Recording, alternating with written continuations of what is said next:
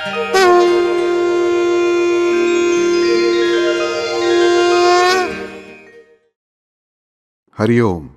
हम अभी भी उसी नाम पर हैं और कृष्ण की रास क्रीड़ा के बारे में बात करते हुए पिछली बार मैंने कहा था कि हमने 2 रास क्रीड़ाएं देखी। पहला हमने जो रास देखा वो गोपाल रास या गोप रास कहा जाता है। दूसरा जो रास पिछली बार देखा वो गोपी रास, जिसकी उच्चतम अवस्था को हम राधा रास कहते हैं। कुछ लोगों ने मुझे पिछली बार प्रश्न किया कि डॉक्टर 9 रास कौन कौन से।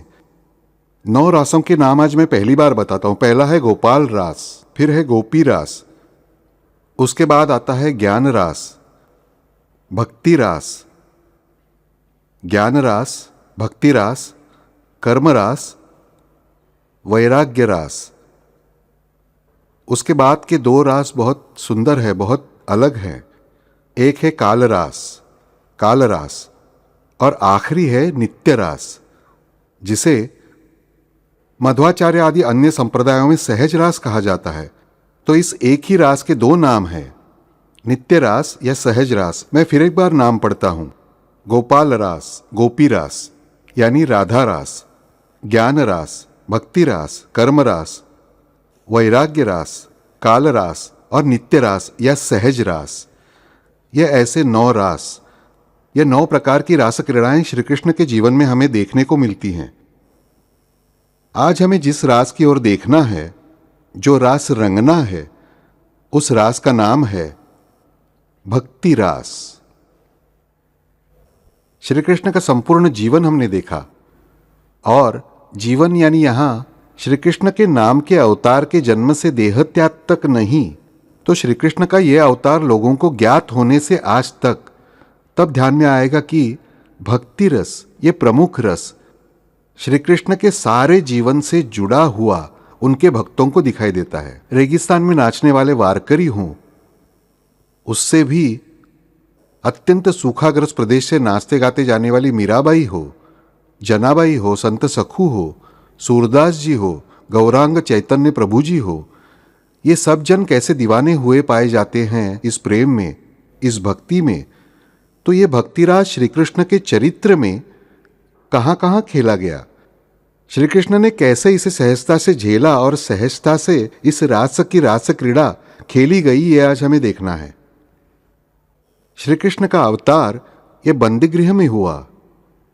जन्म हुआ लौकिक दृष्टि से तो बंदीगृह में हुआ। उन्हें लेकर वसुदेव जी निकले हुए हैं।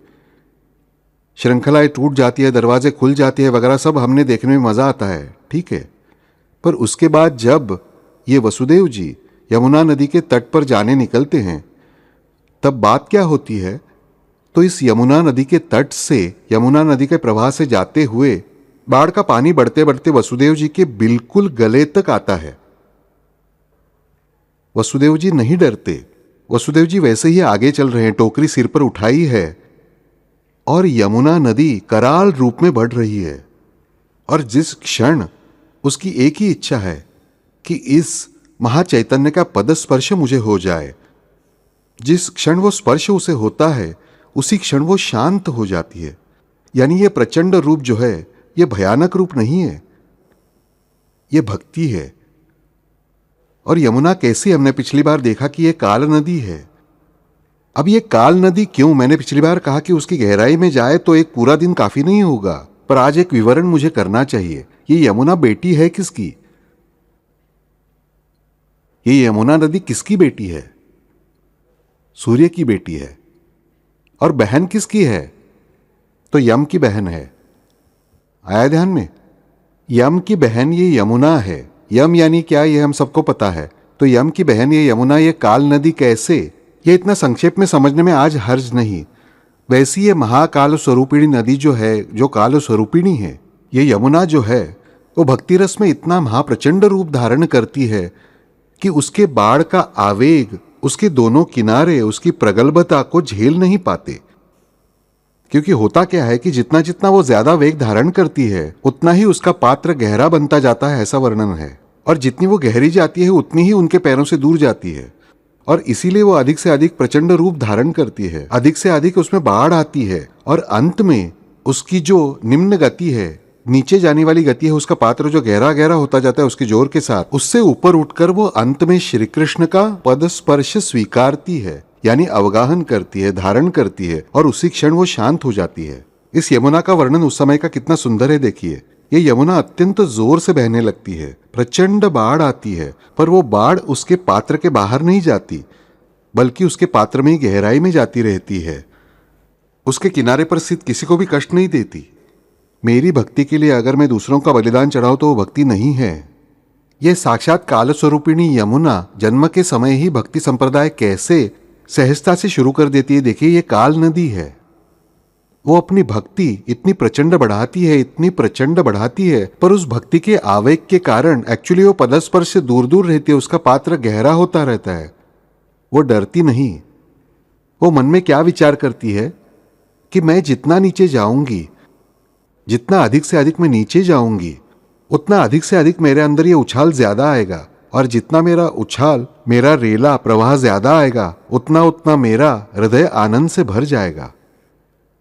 यमुना के बारे में श्लोक बहुत सुंदर हैं। तो ऐसे इस विचार से यमुना बहती रहती है, और जिस क्षण उसे स्पर्श होता है इन श्री कृष्ण के पदकमलों का, उसी क्षण वो शांत होती है। यानी उन चरणों का स्पर्श होने तक वो शांत नहीं होती। उसमें आवेग पर आवेग आ ही रहा है, प्रचंड रेला रेकर और समर्थता से नीचे भी जाती है और उतने ही जोर से ऊपर आती है। और ये करते हुए वह कहीं भी किसी को भी नुकसान नहीं करती, कष्ट नहीं पहुंचाती। याद रखिए, ऐसी एक काल स्वरूपिणी यमुना माता जो है, यमुना मैया है, तो ये अपनी भक्ति का प्रचंड प्रदर्शन करती है। महाकाली, महालक्ष्मी और महासरस्वती, ये तीन स्वरूप आदिशक्ति के प्रमुख रूप माने गए हैं। उनमें से महाकाली एक काल स्वरूपिणी है, और इसीलिए उन महाकाली की प्रतीक रूप से पूजा यमुना में की जाती है। महालक्ष्मी की प्रतीक रूप से पूजा सरस्वती में की जाती है, और महासरस्वती की पूजा ये गंगा में की जाती है। हम कई बार ऐसा अर्थ लगाते हैं कि सरस्वती सरस्वती है, वैसा नहीं है। सरस्वती और महासरस्वती ये पूर्ण भिन्न अलग देवताएं हैं। तो ऐसी ये जो यमुना है, यह महाकाल रूपिणी है, महाकाली का प्रतीक है, काल स्वरूपिणी है। उस काल स्वरूपिणी नदी ने श्री कृष्ण की भक्ति का प्रथम अध्याय लिखा है। देखिए, क्योंकि हम सब इस काल स्वरूपिणी नदी के तीर पर ही विचरते रहते हैं। प्रत्येक मर्त्य जीव इस काल नदी के तीर पर ही निवास करता है। इस काल नदी के पानी पर ही उसका भरण पोषण होता रहता है, और इस काल नदी के पानी में ही वो विसर्जित होता रहता है। तो ऐसे इस काल नदी की घाटी में हम घूमते हैं। उस काल नदी की यह प्रचंड भक्ति, ये श्री कृष्ण का प्रथम भक्ति रास है। श्री कृष्ण का प्रथम पदन्यास, ये भक्ति के आए हुए उछाल को प्रेम और आनंद देने के लिए हुआ पहला पदन्यास है। रास यानी पदन्यास, न्यास यानी पदन्यास। तो श्री कृष्ण की प्रथम लीला ही इस पदन्यास की है। और इसीलिए सभी देवताओं के पैर हम कैसे देखते हैं? हमने कई अभंग वगैरह पढ़े होंगे, नहीं क्या? अभंग हम सुनते भी हैं। समचरण तुझे भगवंता, यानी परमेश्वर ने दोनों पैर ऐसे समान रूप से रखे होते हैं। वहीं श्री कृष्ण के पैर लेकिन कैसे होते हैं? हमेशा क्रॉस। उसे क्या कहा जाता है? देहुड़ा चरण। देहुड़ा चरण जो है वो इस श्री कृष्ण के देहुड़ा चरण है, और वो देहुड़ा चरण यानी पदन्यास करने के लिए उद्युक्त हुए चरण। और अवतार लेने के बाद पहले ही भक्त की भेंट में ये पदन्यास, देखिए उनके अगर पैर लगाना है, हम चित्र देखते हैं वसुदेव जी के सिर पर कि कृष्ण के पैर ऐसे हैं, कृष्ण ने ऐसा पैर ऊपर से डाला हुआ है, उस पैर का यमुना को स्पर्श होता है। तो महत्वपूर्ण बात याद रखिए कि यह प्रथम पदन्यास, ये प्रथम रास, ये श्री कृष्ण के चरित्र का प्रथम भक्ति रास है। भक्त को शांत करके, भक्त के हृदय में आवेग पर आवेग उत्पन्न करके, और फिर भी उसे अत्यंत प्रेम से संतुलित रखकर, उसके द्वारा कोई भी पाप न होने देकर ये कृष्ण उसकी भक्ति कैसे पूर्ण करते हैं, इसकी ये महिमा है। उसके बाद वसुदेव महाराज निकलते हैं, शिशु को लेकर नंद जी के घर आते हैं। सब सोए हुए हैं। अब यह ध्यान में लीजिए, वसुदेव जी अपना शिशु यशोदा जी के गोद में रखते हैं। यशोदा जी की गोद का शिशु स्वयं लेते हैं। किसकी अनुमति से लेते हैं? यशोदा जी से पूछा था, नंद जी से पूछा था, क्या मैं तुम्हारा बच्चा ले लूं? नहीं पूछा था ना। यह न पता है कि जो बच्चा मैं लेकर जाऊंगा उसे कंस कुछ भी कर सकता है। तो एक मनुष्य वसुदेव, जो कितना भी अच्छा हो, कृष्ण के पिता भले ही हों, उन्होंने एक अघोर कृत्य किया है कि अपना बच्चा बचाने के लिए उन्होंने दूसरे बच्चे की बलि देने का यत्न किया है। वैसा नहीं है। जिस क्षण वसुदेव जी उस कन्या को देखते हैं तब वे विचार करते हैं कि कन्या को शायद कंस कष्ट नहीं देगा, क्योंकि पुत्र से उसे भय है। यह हुआ व्यवहारिक स्थूल रूप का विचार भाव। यह महसूस होती है वो नंद जी की वसुदेव जी पर की भक्ति। हम अगर कृष्ण के जन्म से पहले का इतिहास पुराणों में देखें तो नंदराजा और वसुदेव जी ये अत्यंत जीवश्य कंठस्य मित्र हैं। इतना ही नहीं बल्कि नंदराज जी ये वसुदेव जी के परम शिष्य हैं, परम भक्त हैं। और नंदराज जी ने पहले ही वचन दिया है वसुदेव जी को। कारागृह में जब नंद जी मिलने जाते हैं नंदराजा, तब वसुदेव जी को वचन देते हैं कि हे तात, हे ज्येष्ठ बंधु, हे मम सद्गुरु, जब कभी आपको मेरे जीवन के किसी भी भाग का उपयोग करना हो तो उसे सर्वथा अपना समझना, मेरी अनुमति की राह मत देखना। यह पूरी तरह से वचन वसुदेव जी ने लिया नहीं है, वसुदेव जी ने लिया नहीं बल्कि नंदराज जी ने स्वयं ही दिया है। और उसी वचन के आधार पर यह बच्चा लेकर वसुदेव जी निकलते हैं। यहां दिखती है नंद जी की इस वसुदेव जी पर भक्ति और वसुदेव जी की परमेश्वरी शक्ति पर भक्ति, कि परमेश्वर की जो आकाशवाणी हुई है बारात में देवकी और वसुदेव की कि कंस या 8वां पुत्र तुम्हारा घात करेगा, तो उसी 8वें पुत्र के परमेश्वरी अवतार के रक्षण के लिए कुछ भी करने की तैयारी ये वसुदेव जी की भक्ति ही है, याद रखिए। और ये बच्चा लेकर जब ये वापस कारागृह में आते हैं, कंस को पता चलता है कि बच्चा हुआ है, वो दौड़े आता है और उसी क्षण पता चलता है उसे कि नहीं, ये लड़का नहीं लड़की है। वो कहता है बच्ची को क्यों मारे? तो कंस के जो महामात्य वगैरह है वो बताते हैं ये बच्चा बच्ची विष्णु बड़ा नटनाटकी, इसने स्त्री का रूप अनेक बार लिया है, मोहिनी बना है ये, इसने स्त्री का रूप लेकर मोहिनी रूप लेकर असुरों की वंचना की है, तो ये अब क्यों स्त्री रूप से आया नहीं होगा, मार डालते हैं इसे। और जिन्होंने देवी महात्म्य पढ़ा है उन्हें पता है ये जो नंद के घर जन्मी कन्या है ये स्वयं श्रीदेवी का अवतार है। महाकाली ये प्रथम अवतार, महालक्ष्मी ये दूसरा, तीसरा महासरस्वती, और ये जो अवतार है जो नंद के घर कन्या रूप में जन्मी। जिस क्षण कंस अपने हाथ में वो बच्चा उठाता है, जोर से घुमाता है, मारने के लिए पटकता है, तो क्या होता है, ये बच्चा छूटकर आकाश में जाता है। अनंत बिजली कड़कड़ाकर चमकेगी ऐसा प्रकाश उत्पन्न होता है और भुवनेश्वरी प्रकट होती है और कहती है, हे कंस, जिसे तुम मारने की सोच रहे हो वो कब का निकल गया। उसे फिर एक बार जागरूक करती है, ये आदि माया है, ये मातृत्व है, ये प्रेमल है। उसे याद दिलाती है कि तुम गलती कर रहे हो, तुम्हारा हर दाव चूक रहा है, अब तो सावधान हो जाओ। कंस फिर भी सावधान नहीं होता। जिस क्षण ये जोग माया, ये नंदा देवी है, ये वहां प्रकट होती है, उसके बाद फिर उनका क्या होता है। देवी महात्म्य में इसका वर्णन आया है कि जब ये योग माया वहां प्रकट होती है तब वहां से वे विंध्याचल जाती है। विंध्याचल पर्वत पर जिन्हें हम माँ विंध्यवासिनी कहते हैं, ये माँ विंध्यवासिनी, विंध्यवासिनी है देवी माँ का चौथा अवतार यानी माता नंदा देवी। वे इस विंध्यवासिनी रूप से ही वहां से उस जगह पर जो उत्पन्न हुए शुंभ निशुंभ इन असुरों का पुनर्जन्म हुआ होता है। महासरस्वती ने शुंभ निशुंभों को ऑलरेडी मारा है, पर उनका जब प्राकट्य होता है तब दोनों को मार डालने के लिए वे विंध्याचल पर जाती है और फिर उसी जगह पर वे शांत होकर आनंददायिनी स्वरूप में विराजमान हुई है विंध्य पर्वत पर। उनका दूसरा नाम है माँ विंध्यवासिनी। तो ऐसी ये नंदा देवी, उनकी ये भक्ति है इन परमेश्वरी तत्व की, इन नारायणी का इन नारायण से प्रेम, इन आदि शक्ति का इन आदि शक्तिमान से प्रेम और भक्ति, ये इनका रास है। ये रास जिस क्षण खेला जाता है उस क्षण और क्या क्या बातें हुई हैं, तो महत्वपूर्ण और दो बातें हुई हैं कि जिस क्षण ये नंदा देवी उछलकर आकाश में जाती है उसी क्षण संपूर्ण वातावरण में एक उत्कृष्ट सुगंध फैली होती है। वो सुगंध इतनी दूर तक जाती है कि जो गर्ग मुनि है, गर्ग मुनि तपश्चर्या में मग्न हुए हैं, इस तपश्चर्या में भी उन्हें वो गंध महसूस होती है। गर्ग मुनि अचंभित होते हैं कि मेरी तपश्चर्या में भी जो बाधा नहीं ला सकता, बाधा ला सके ऐसी कोई भी बात नहीं है, तो ये सुगंध मुझे प्रतीत हुआ, प्रतीत मुझे हुआ ही कैसे। उसी क्षण आत्मबल से गर्ग ऋषि जान जाते हैं कि जिनका मुझे कुलगुरु बनना है ऐसे श्री कृष्ण जन्मे हैं। और प्रेम युक्त अंतःकरण से गर्ग मुनि हाथ जोड़ते हैं उस परमेश्वरी अवतार को नमस्कार करने के लिए। तभी नारद मुनि वहां आते हैं। नारद मुनि यानी भक्ति रस के उद्गाता, नवविधा भक्ति जिन्होंने उत्पन्न की, वे नारद वहां आते हैं और गर्ग मुनि से कहते हैं, हे गर्ग ठहरिए, हाथ मत जोड़िए। गर्ग अचंभित होते हैं, ये परमेश्वरी तत्व अवतरित हुआ है तो मैं हाथ न जोड़ूं, क्योंकि तुम्हें उसका गुरु बनना है।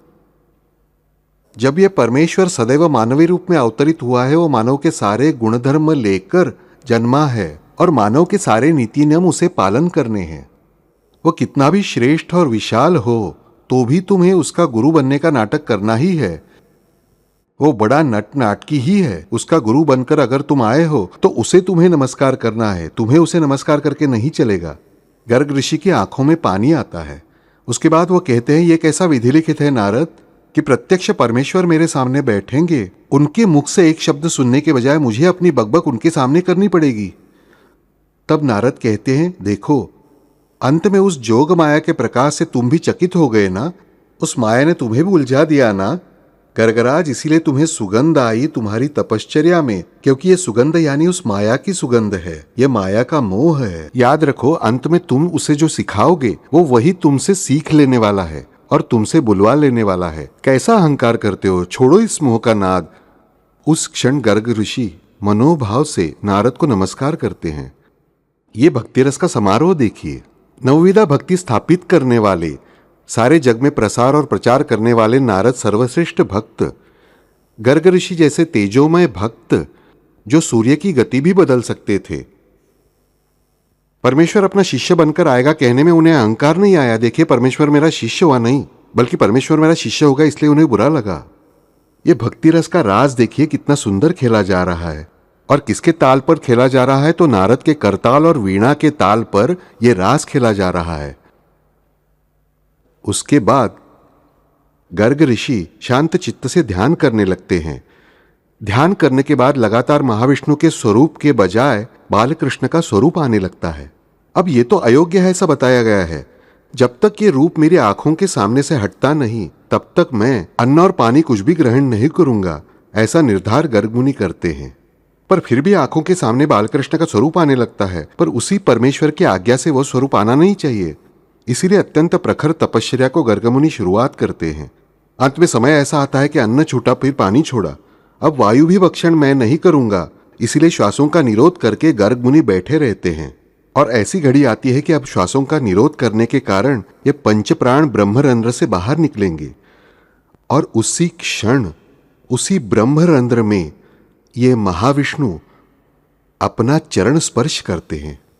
अपने दाहिने पैर का अंगूठा उनके ब्रह्मरंध्र पर रखते हैं और उन्हें बताते हैं कि मैं तुम्हारा ही हूं। तुम मेरे हो नहीं कहते, याद रखे परमेश्वर, बल्कि मैं तुम्हारा ही हूं। ये भक्ति रस का राज देखिए कितना सुंदर है।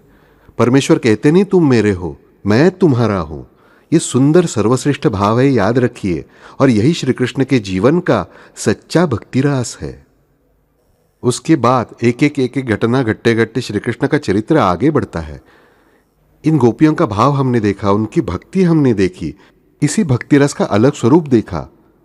उसके बाद आता है जिसका पीछे हमने वर्णन देखा, पेंद्या। एक हाथ से ठोठा, एक पैर से लंगड़ा और बोलते समय जीभ से तोतला रहने वाला। इसकी कृष्ण पर परम भक्ति। ये उनके साथ गोपीरास नहीं खेलता, ये उनके साथ भक्तिरास खेलता है, याद रखिए। ये उन्हें खिलाए बिना स्वयं खाता नहीं। स्वयं की बासी पुरानी जो रोटी है, जो रोटी का टुकड़ा है, क्योंकि वो राधा जी का नौकर है, याद रखिए। पेंद्या ये राधा जी का नौकर है। राधा जी और अनंगपाल का ये नौकर है पेंद्या। इस बात का भी कुछ महत्व है।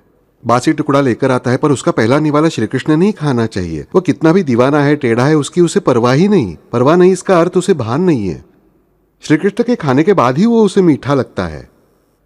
एक सुंदर सा त्योहार आता है। उस त्योहार के दिन राधा मैया अत्यंत प्रेम से पंचपकवान की थाली परोस के देती है। पेंद्या वो थाली लेकर बैठता है और हमेशा की उसकी पद्धत हर रोज सुबह जंगल में जब गाय भैंस चरने जाएंगी तब मिला हुआ पहला निवाला कृष्ण को देना है। आज पहली बार पंचपकवान का निवाला पेंद्या के सामने आता, पहली बार जीवन में, याद रखिए। रात का समय है।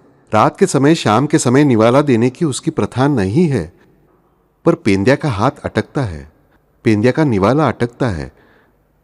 यह अन्न देखकर भी उसे उसकी वासना नहीं होती। अरे कितना बढ़िया, कितने दिनों बाद मुझे मिला। नहीं, ये इतना अच्छा मुझे मिला है, पर मैं मेरे कृष्ण को कैसे दूं? वो तो अब सोया होगा। पेंद्या वो थाली वैसे ही रख देता है।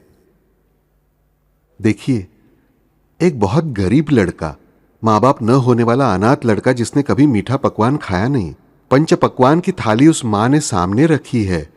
आग्रह कर रही है, पेट में भूख भड़क उठी है, पर पेंद्या कहता है मुझे ये थाली नहीं चाहिए।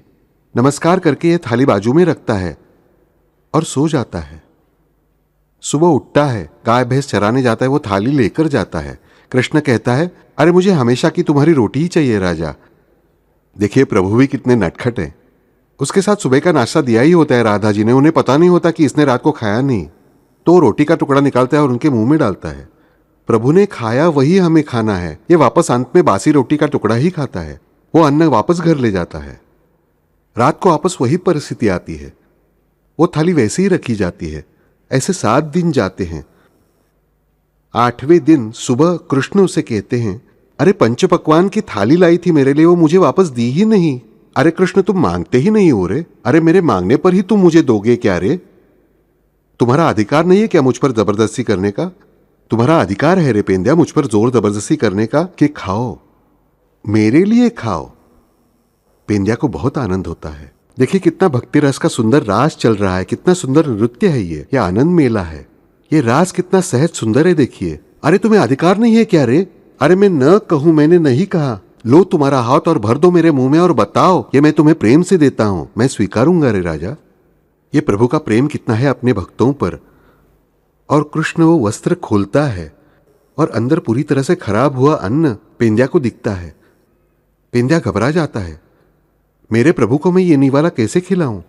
कीड़े रेंग रहे हैं, खट्टा हुआ है, दुर्गंधी आ रही है, ये अन्न उसे दे कैसे? समझ में नहीं आता। पेंद्या के मन में एक ही विचार आता है, अब ये अन्न कृष्ण ने मुझे क्या बताया, जबरदस्ती से मेरे मुंह में डाल, नहीं तो मैं स्वयं जोर जबरदस्ती से आकर ये खाऊंगा। अब नहीं दिया तो मेरा लाडला कृष्ण आकर ये बुरा अन्न जबरदस्ती से खाएगा मेरे लिए। अब पेंद्या को डर नहीं लगता है कि निवाला प्रभु को कैसे दूं। ये निवाला प्रभु को देना ही नहीं है, अन्न फेंक भी देना नहीं है, क्योंकि यह प्रसाद मानकर मैं लाया था। पेंद्या वो सब अन्न ग्रहण करता है, अन्न का एक दाना भी नहीं रखता। मेरे प्रभु को ये देना नहीं चाहिए। देखिए, हम 2 अलग अलग घटनाएं देखी। प्रभु को देना है इसलिए मैं अन्न नहीं खाता, और यहां मेरे प्रभु को न मिले इसलिए मैं सारा अन्न समाप्त करता हूं। पर भावना कितनी प्रखर और सुंदर है। देखिए, श्री कृष्ण परमात्मा ये सब प्रेम से देखते हैं। जिस क्षण ये पेंद्या लेकर आता और कहता है, अरे प्रभु मुझे बहुत भूख लगी थी इसलिए वो खा गया, देखिए मैंने क्यों ये किया, इसकी सफाई वो नहीं देता। वो उल्टा आरोप लेने के लिए तैयार है कि मुझे लालसा उत्पन्न हुई, मुझसे भूख रुकी नहीं गई, इसलिए मैं वो पंचपकवान खा गया। कन्हैया, तुम ये रोटी का टुकड़ा ही खाओ, बासी भले ही हो, बुरा तो नहीं है। यह महत्वपूर्ण बात है। देखिए, और यहां कृष्ण भगवान वापस इसी भक्ति रस में, भक्ति रस के भक्ति रास में वापस मोह में उलझ जाते हैं और उस पेंद्या से कहते हैं, अरे पेंद्या, तुम्हें मजे की बात बताऊं? वो कहता है, क्या? अरे तुमने गलत वस्त्र खोला रे। वो देखो, तुमने जिस तरफ रखा है ना, उसके ठीक दूसरी तरफ वास्तविक गठरी रखी है। तुमने आज गलती से दूसरे पेड़ के नीचे की गठरी रख दी। पेंद्या जाता है, देखता है तो सच में उसने जो कपड़ा खोला वो अलग रंग का था। अपना कपड़ा मानकर जोर जोर से खोलता है, अंदर सुंदर पंच पकवान वैसे के वैसे ही हैं। अब पेंद्या महाराज निकले आनंद से लेकर नाचते कूदते श्री कृष्ण की ओर, राजा ये निवाला खाओ, ये निवाला अब तुम्हें खाना ही चाहिए। श्री कृष्ण कहते हैं, तुम्हें सच में बताऊं, ये निवाला मैंने कब का खा लिया राजा, ये निवाला मैंने कब का खा लिया और मैं तृप्त हो भी गया। देखो मेरे हाथों को इस पंचपकवान की गंध है, मेरी हर डकार को, इस प्रखर वायु को भी इस सुगंध ने भार लिया है। मेरा पेट देखो कैसे भरकर तृप्त हुआ है। तुमने जिस क्षण वो अन्न खाया उसी क्षण वो स्वादिष्ट बना पेंद्या, और ये निवाला तुम्हारा है। इस पंचपकवान पर अधिकार मेरा भी नहीं है। पेंद्या का दिल भर आता है और कृष्ण स्वयं के हाथ से पेंद्या को एक एक निवाला खिलाते जाते हैं। ये राज देखिए, ये प्रेम का नृत्य देखिए, ये भक्ति भक्त प्रभु की हुई या प्रभु ने भक्त की हुई। मुर्गी पहले या अंडा पहले, उत्तर नहीं दे पाएंगे। भक्ति भक्त ने प्रभु की हुई या प्रभु ने भक्ति की हुई, ये बता नहीं सकते। ये भक्तिरास कितना सुंदर है देखिए। कृष्ण की बाल लीलाएं सबको क्यों मोहित करती हैं। बड़े से बड़े भक्त, बड़े से बड़े तपस्वी भी इस लड्डू गोपाल के रूप से भी क्यों मोहित हो जाते हैं, क्यों मग्न हो जाते हैं और बार बार वापस उनके चरणों के पास आने की इच्छा रखते हैं। प्रभु हमें मोक्ष चाहिए ही नहीं, तुम पीछे दौड़े आए, फिर भी हम उस मोक्ष को ठोकर से कुचलेंगे और कहेंगे प्रभु हमें मोक्ष नहीं चाहिए, हमें सिर्फ तुम्हारे चरण कमल चाहिए। इन चरण कमलों का रहस्य इस रास में है, इस पदन्यास में है। ये देहुड़ा चरण इसलिए ऐसे क्रॉस हैं, पूरी तरह से एक दूसरे के विरुद्ध हैं और विरुद्ध होने के कारण वे सम है। Action and reaction are equal and opposite. हमने देखिए एक लीवर का सूत्र हम स्कूल में सीखते हैं। बीच में जो संतुलन करने वाला बिंदु होता है, उसके दोनों बाजू में समान वजन हो तो ही वो तुला की जाती है। संपूर्ण संतुलन ये देहुड़ा चरण करते हैं, पूरी तरह से दो विरोधी शक्तियों से, शिव और जीव, पवित्रता और अपवित्रता, ज्ञान और अज्ञान, इन दोनों में विरुद्धता होकर भी उन्हें समान रूप से सहयोग, आधार देने का कार्य यानी देहुड़ा चरण। और इसीलिए इन देहुड़ा चरण के प्रेम में तुकोबा महाराज मग्न हुए। ज्ञानेश्वर जी तो दीवाने हो गए और ज्ञानेश्वर जी ने इस कृष्ण का लंगड़ापन भी स्वीकार किया। ज्ञानेश्वर जी के अनेक विध रचनाएं, उनमें से सबसे श्रेष्ठ रचना है पांगुल। अभंग होता है, ओवी होती है, वैसे एक अलग रचना होती है, उसे पांगुल कहा जाता है। और ज्ञानेश्वर जी ने जो पांगुल लिखे वे इतने सुंदर हैं कि वास्तव में सच में मनुष्य की आंखें छलक जाती है, कितना प्रेम है। क्योंकि अंत में लिखने वाले भी श्री कृष्ण, जिनका लिखा गया है वे भी श्री कृष्ण, और जो भाव है वो भी श्री कृष्ण ही। यह महत्वपूर्ण बात है। तो ये रास इस पेंद्या के साथ जो खेला गया वो भी भक्ति रास। उसके बाद ऐसी परिस्थिति आती है कि राजा से, उग्रसेन के नाम से, कंस से बुलावा आता है। लाने आता है कौन? तो अक्रूर।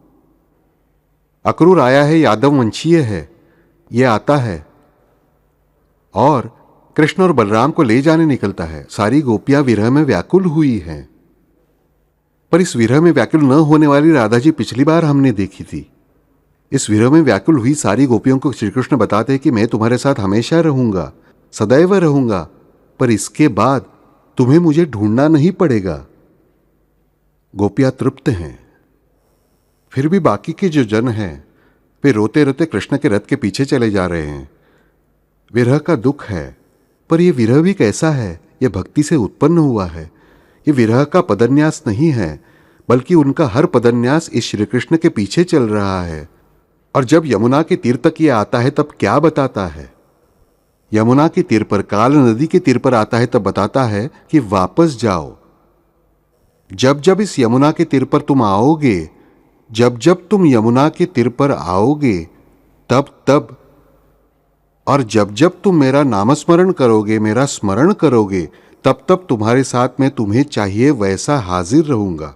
जब कभी ये जीव अवतरेगा, ये जीव बार बार जन्म लेगा इस काल नदी के तीर पर और मेरा इस परमेश्वर का स्मरण करेगा, उसी क्षण में उसके साथ रास खेलने के लिए, उसके साथ जीने के लिए, नाचने के लिए खड़ा रहूंगा।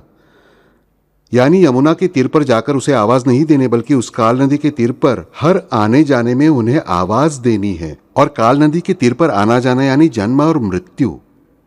तो जब जब ये जीव अवतरेगा तब तब उसने मुझे आवाज दी कि हर बार उसके पिछले जन्मों के पापों का विचार न करते हुए, हर जन्म के समय, हर आने के समय यानी पिछले जन्म के प्रारब्ध का विचार न करते हुए मैं उसके साथ खड़ा रहूंगा। यह महत्वपूर्ण बात याद रखिए। कितना सुंदर रास है देखिए, कितना सुंदर वचन है देखिए, भक्तों के न मांगने पर दिया हुआ वचन। उसके बाद कृष्ण और बलराम निकलते हैं, मथुरा में आते हैं। मथुरा में एक सुंदर घटना घटती है कुब्जा की। अष्टवक्रा रहने वाली कुब्जा कंस के मंदिर में, कंस के राजमहल में चाकरी पर है। किस लिए? तो चंदन घिसने के लिए, फूलों की माला बनाने के लिए। उसने बचपन से कृष्ण की सारी बाल लीलाएं सुनी है। यह परमेश्वरी अवतार है, इसके बारे में उसका पूरी तरह से यकीन हो चुका है। यह प्रभु रामचंद्र है, ये भी उसे ज्ञात हो चुका है। देखिए सादी कुब्जा है, एक कुरूप स्त्री मानकर विख्यात है, लोग उसका मजाक उड़ाते हैं, वो पढ़ी लिखी नहीं है, ये दासी है। पर इसे इसकी भक्ति से ज्ञात हो चुका है कि ये श्री कृष्ण यानी ही श्री राम है। वो निकली हुई है, उसे कोई रास्ते में बताता है, अरे कुब्जा, तुम्हारा वो गोपाल कृष्ण आया है, देखो। आनंद से बेभान हुई है कुब्जा। वो कुब्जा नाचते कूदते उन फूलों की मालाएं लेते लेते आगे चली जा रही है। और जिस क्षण उसे कोई बताता है कि ये कृष्ण और बलराम चले जा रहे हैं वापस, दौड़ते दौड़ते सारी भीड़ को तोड़कर ये माँ आगे जाती है। और जिस क्षण वो कृष्ण को देखती है, उसी क्षण उस कंस के लिए बनाया हुआ जो उपटन है वो अपने सिर पर लगाती है। कंस के लिए बनाई गई सारी मालाएं वो स्वयं के गले में डालती है। उसे पहनानी थी श्री कृष्ण को। पर जिस क्षण कृष्ण का दर्शन हुआ, उसी क्षण वो कृष्ण में विलीन हो गई। याद रखिए, ये कृष्ण और ये मैं, ये भावना ही नहीं बची। वो पूरी होकर उसे कंस का डर भी नहीं रहा कि कंस के लिए बनाया गया उपटन में उसके शत्रु को लगा रही हूं। ये भावना कब बचेगी कि जब उसका अलग अस्तित्व बचेगा तब। ये कुब्जा इस प्रकार से कृष्ण के चरणों में विलीन होती है। वे मालाएं स्वयं के गले में डालती है, वो उपटन स्वयं को लगाती है और श्री कृष्ण की ओर से दीवाने की तरह देखती रहती है। और फिर ये परम पिता परम वत्सल श्री कृष्ण सिर्फ अपनी एक उंगली से, मध्यमा जिसे कहते हैं, उस मध्यमा के स्पर्श से इस अष्टवक्रा को सीधा करते हैं। सीधा करने के बाद यह सभान होती है और श्री कृष्ण उससे पूछते हैं, तुम्हें क्या चाहिए? श्री कृष्ण, मुझे वापस अष्टवक्रा करो। क्यों? क्योंकि जिस क्षण में अष्टवक्रा की सौंदर्यवती हुई, मेरा भान वापस आया प्रभु, मुझे यह भान नहीं चाहिए। कितना सौंदर्य है देखिए। ये कुंती का ही दूसरा रूप है। कुंती से प्रभु कहते हैं कि तुम्हें क्या वर चाहिए माता, मांगो। कुंती कहती है, मुझे जीवन भर दुख दो। क्यों? तो सुख में शायद मैं तुम्हारा नाम लेना भूल जाऊंगी, पर दुख में मैं कभी नहीं भूलूंगी। ये कुब्जा सभान होती है अष्टवक्रा से सौंदर्यवती होने के कारण। वो कृष्ण को बताती है, प्रभु वर दोगे मुझे तो वापस अष्टवक्रा करो, पर अब भान नहीं रहना चाहिए मेरा स्वयं का। ये भक्तिरास का पदन्यास देखिए। ऐसा ये भक्तिरास का सौंदर्य जगह जगह उस कृष्ण चरित्र में हमें दिखता है। कृष्ण के हर एक पदन्यास के साथ ये भक्तिरास अधिक से अधिक रंगता जाता है। उसके बाद कंसवध होता है। उग्रसेन से ये जाकर मिलते हैं। उग्रसेन कहते हैं, हे श्री कृष्ण, मैं वृद्ध हुआ हूं, तुम मेरे नाती ही हो, तुम इस राजगद्दी के अधिकारी हो, तुम राजा बनो। कृष्ण कहते हैं, मैं राजा नहीं बनूंगा, राजा तुम्हें ही बनना है। उग्रसेन अत्यंत निष्कपट है, अत्यंत प्रेमल है, बहुत सुंदर भक्त है। वे कृष्ण के चरणों पर अपना मस्तक रखना चाहते हैं। कृष्ण उसे ना कहते हैं कि हे तात, आप मेरे मातामह हो, मेरे माँ के चाचा जी हो, यह आपका कार्य नहीं है। राजा के रूप में वे उन्हें अभिषेक करते हैं और उसके बाद कुछ समय वहां की व्यवस्था होने तक ठहर कर जाने लगते हैं। तब उग्रसेन कहते हैं कि अब यह राज्य मैं कैसे चलाऊं। तब कृष्ण ने किया हुआ उपदेश, कृष्ण ने बताया हुआ वाक्य बहुत सुंदर है। कृष्ण उनसे बस इतना ही कहते हैं कि यह आपका है ही नहीं, यह सिर्फ संभालने की जिम्मेदारी आपकी है उचित रीति से। यह मानकर यह राज्य जितना हो सके कीजिए, परमेश्वर की देन मानकर इसे संभालिए और इसे संभालते हुए एक दिन आप परमेश्वर स्वरूप हो जाइए। उग्रसेन उन्हें कहते हैं, हे कृष्ण, सारे जगत को तुम ठगते हो, तुम मुझे भी ठगते हो, पर मुझे एक ही वचन चाहिए परमेश्वर, हे केशव, हे कृष्ण, कि ये सब मैं करने वाला हूं तुम्हारी आज्ञा से, पर यह सब करने के लिए सदैव तुम मेरे पास रहो। तुम कहीं भी जाओ, मैं तुम्हें रोकूंगा नहीं, पर फिर भी तुम मेरे पास रहो। भक्ति का और एक स्वरूप देखिए। मांगते हैं यहां कि तुम जाओ, तुम कहीं मत जाओ, ऐसा नहीं कहते, पर तुम मेरे पास रहो। फिर उसके लिए जो कुछ आवश्यक होगा वो मुझसे करवा लो। जिम्मेदारी वापस उनके ही सर पर डाल रहे हैं। देखिए, आखिर उनकी माँ के चाचा जी हैं, नाना जी हैं। ये परिस्थिति ये देखिए। और ये वचन देकर श्री कृष्ण भगवान वहां से निकले हुए हैं। सांदीपनी ऋषि के आश्रम में श्री कृष्ण का अध्ययन शुरू होता है। अपना शिष्य धर्म कृष्ण बहुत अच्छे से संभालते हैं। लकड़ियां काटते हैं, गट्ठे इकट्ठा करते हैं, बारिश में भीगकर बांध बांधते हैं, सब करते हैं। और अंत में गुरुदक्षिणा मांगने का समय आता है। सारा शास्त्र संपन्न होता है। सांदीपनी ऋषि कोई ऐरे गहरे ऋषि नहीं, वे भी पूरी तरह से जानते हैं कि ये कौन है, हम इनके सामने क्या नाटक कर रहे हैं। कृष्ण पूछते हैं, हे परमेश्वर, हे सद्गुरुराज, गुरुदक्षिणा में क्या दूं? सांदीपनी मुस्कुराकर कहते हैं, तुम आकर सीखे, मैं उपकृत हुआ। इससे बड़ी गुरुदक्षिणा कौन सी? सच कहूं तो इस गुरुदक्षिणा का बोझ तुम पर रहा तो अच्छा है प्रभु। देखिए कितना सुंदर भाव है। ये बोझ रखने के लिए नहीं तो उतना तो मेरा हक रहेगा रे, क्योंकि उन्हें पता है कि ये प्रभु नटखट हैं, सबसे अलिप्त रहने वाले हैं, करके भी अकर्ता रहने वाले हैं। इतना तो रहने दो, तुम्हारे सिर पर रहने दो। पर अंत में कृष्ण की माया है। वो माया अंत में सांदीपनि जी की पत्नी से बुलवाती है, कृष्ण मेरा जो पुत्र समुद्र ने निगल लिया है वो तुम गुरुदक्षिणा के रूप में लाकर सौंप दो। कृष्ण पुनः अकर्ता समुद्र के पास जाते हैं, युद्ध करते हैं, पुत्र को ले आते हैं और माता को सौंप देते हैं। गुरुदक्षिणा समाप्त। ये पुनः अकर्ता। पर फिर सांदीपनि जी अत्यंत प्रेम से कृष्ण से कहते हैं कि तुम्हारे सारे रूपों का वर्णन मैंने किया, तुम्हारे सारे अवतारों का वर्णन मैंने किया, पर तुम्हारे इस अगले रूप का वर्णन करने की क्षमता मुझ में नहीं होनी चाहिए। मेरे शब्द और ये सदा का मूकत्व, यह मौन मुझे प्राप्त हो। कितनी सुंदर मांग मांगी है कि मैंने तुम्हें सिखाया, अब मैं कृतार्थ हुआ, अब पुनः मेरी वाणी से कुछ बोलना नहीं चाहिए। अब मेरी वाणी से जो उच्चारण करना था वो उच्चारण किया गया, मेरे मन ने जो विचार करना था वो विचार किया गया। अब उसे मौन करो, रोको। भक्ति का राज देखिए, गुरु शिष्य के नाते की मूलता भक्ति देखिए। और श्री कृष्ण उनसे कहते हैं, एक बात याद रखिए गुरुवर, इसके बाद जब जब मैं अवतार लूंगा तब तब आप ही मेरे गुरु होंगे, इतना याद रखिए। कितनी श्रेष्ठ भक्ति है, कितना श्रेष्ठ रस है, मुझे बताइए। उसके बाद ठेठ हमें याद आते हैं वे पांडव, लाक्षागृह से बाहर निकले हुए पांडव। तब तक पांडवों से कुछ कृष्ण का नाता न होने जैसा ही है।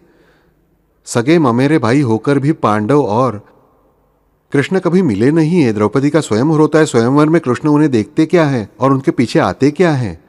और जिस क्षण पांडवों ने कृष्ण को देखा उसी क्षण उन्होंने उसे अपना माना है।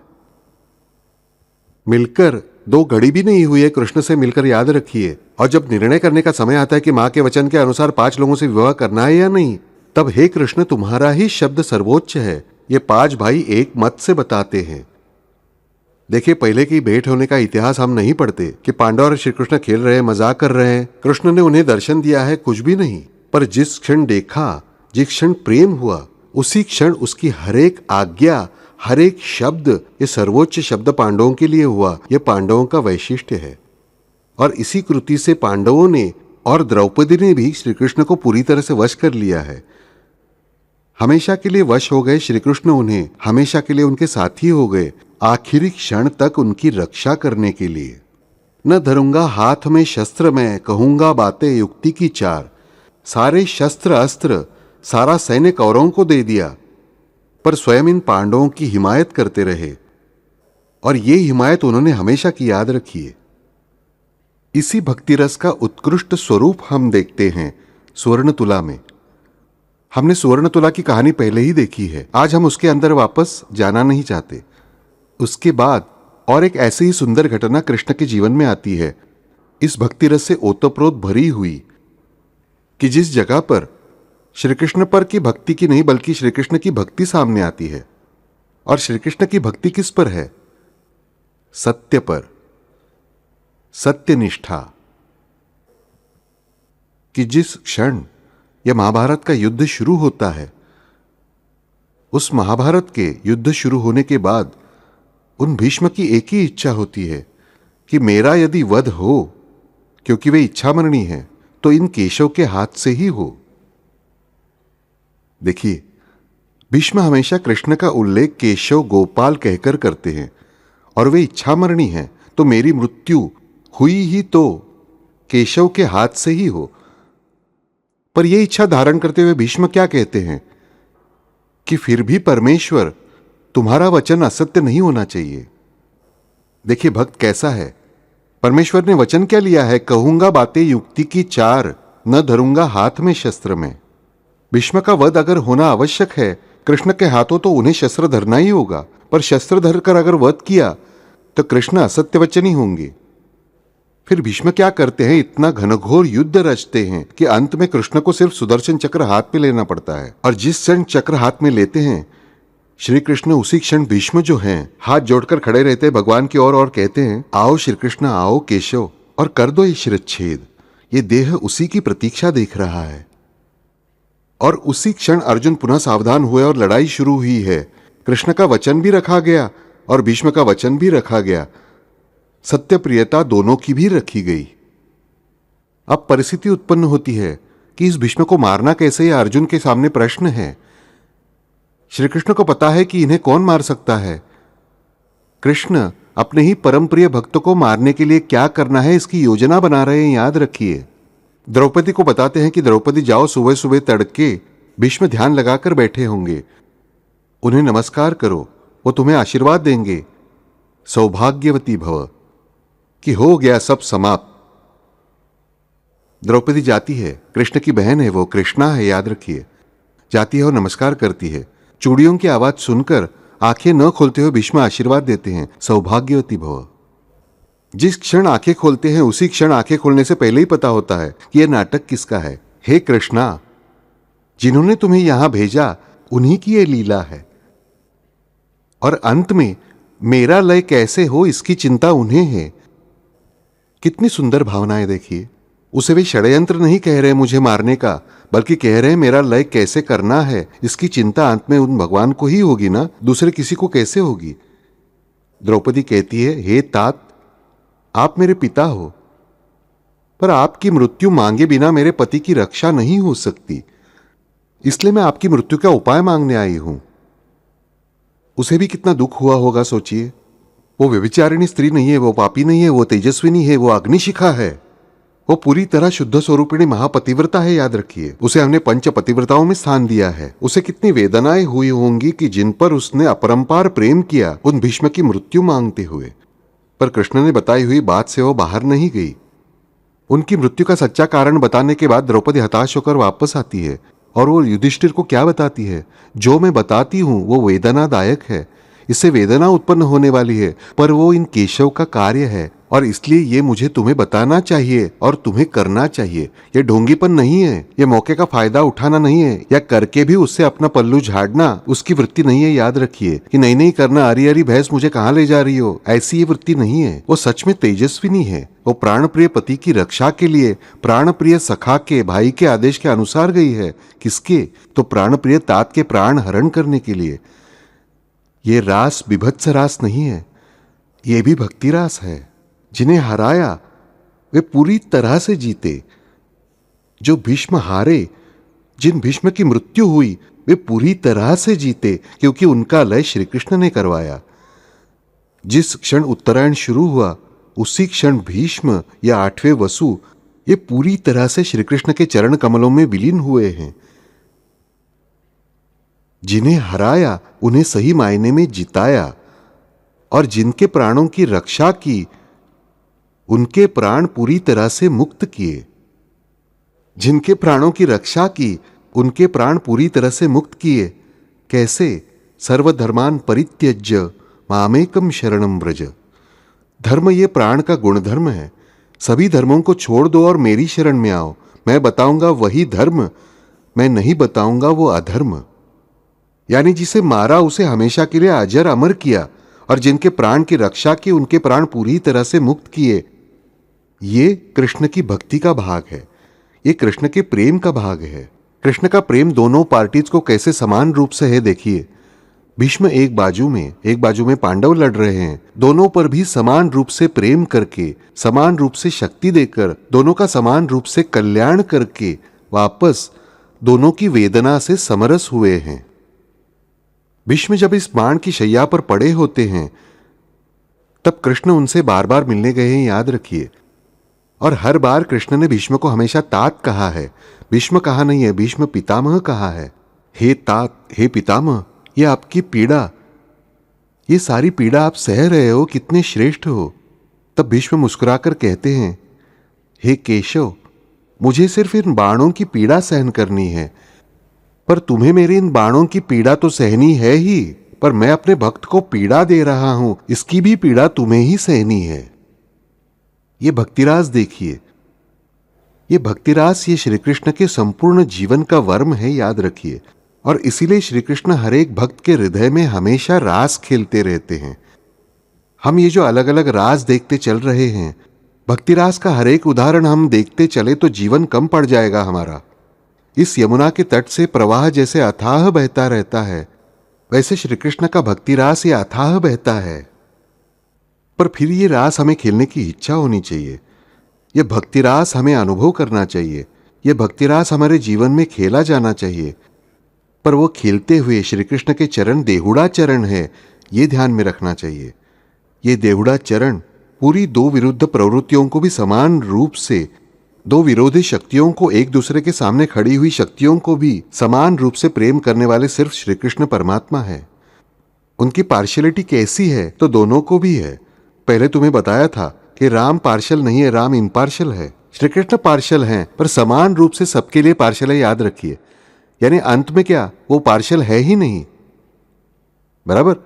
पार्शियलिटी यानी क्या कि दो लोगों में से एक आदमी को पार्शियलिटी की, बराबर, तो पार्शियलिटी हुई, पार्शियल, बराबर। पर अगर मैं दोनों को समान रूप से पार्शियल हूं यानी मैं पार्शियल हुई नहीं, ये नटखटपन श्री कृष्ण का। राम बेचारे सीधे मार्ग वाले, मैं पार्शियल नहीं, मैं पार्शियल नहीं हूं। श्री कृष्ण ने कहा मैं जगत गुरु हूं, मैं गुरु तत्व हूं, मैं पार्शियल हूं, मैं सबको समान रूप से पार्शियल हूं, मैं पार्शियल हुई नहीं। ये देहुड़ा चरण है, याद रखिए, नटखट चरण है। इसीलिए वे नौकर हो सकते हैं श्रीखंडा बनकर एकनाथ जी के। वे कानोपात्र के घर आ सकते हैं। वे असुरों के लिए असुर का रूप धारण कर सकते हैं, असुरों का नाश करने के लिए स्त्री रूप धारण कर सकते हैं। भक्त की किसी भी वृत्ति के शमन के लिए, उस वृत्ति का दमन करने के लिए उस वृत्ति का रूप भी वे ले सकते हैं, ये ध्यान में लीजिए। ये उनका प्रेम है, ये उनकी भक्ति है, और यही इन देहुड़ा चरणों का सबसे बड़ा महत्व है। ये देहुड़ा चरण अपने अंतरंग में उतरना हम शुरू करेंगे, कस कर पकड़ कर रखेंगे। कुछ भी हो, कैसा भी हो, पर ये दो श्यामल चरण कभी भी मेरे अंतःकरण से दूर नहीं होने चाहिए। परमेश्वर, विश्व का ये रास हमें खेलना है।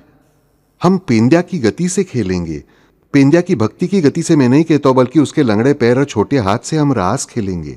मेरे पास पंच पकवान न हो, बासी भाकरी हो, मेरे पास शब्द न हो, मेरे पास मौन हो, मेरे पास मौन न हो, मूर्खता हो, बकबक हो, ये सब हो, मैं कैसा भी हूं, पर मुझे ये दो चरण लगातार दिखने चाहिए। और ये देहुड़ा चरण यही गुरुतत्व का लक्षण है। कृष्णम वंदे जगत गुरुम, ये दो श्यामल चरण ज्ञानेश्वर जी ने हमेशा ध्यास लिया मेरे हृदय पर सदा के लिए विराजमान हो, और उनके बिना मुझे अन्य गति नहीं चाहिए। आज हमें इन देहुड़ा चरण रहने वाले श्री कृष्ण को याद करना है, स्मरण करना है, गान करना है, और उसके लिए हम आज बहुत अलग प्रकार से उनका उच्चारण करने वाले हैं। ओम श्री देहुड़ा चरण मम, ओम श्री देहुड़ा चरण मम काया वाचा मनसा। थोड़ा बड़ा है, देखिए। ओम श्री देहुड़ा चरण मम काया वाचा मनसा। और हम इसे 9 बार कहने वाले हैं, नवविधा भक्ति के लिए।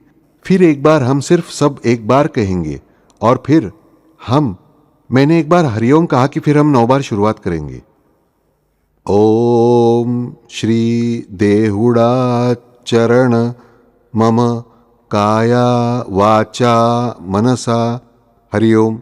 अब हमें 9 बार कहना है। ओम श्री देहुड़ा चरण मम काया वाचा मनसा। ओम श्री देहुड़ा चरण मम काया वाचा मनसा। ओम श्री देहुड़ा चरण मम काया वाचा मनसा। ओम श्री देहुड़ा चरण मम काया वाचा मनसा।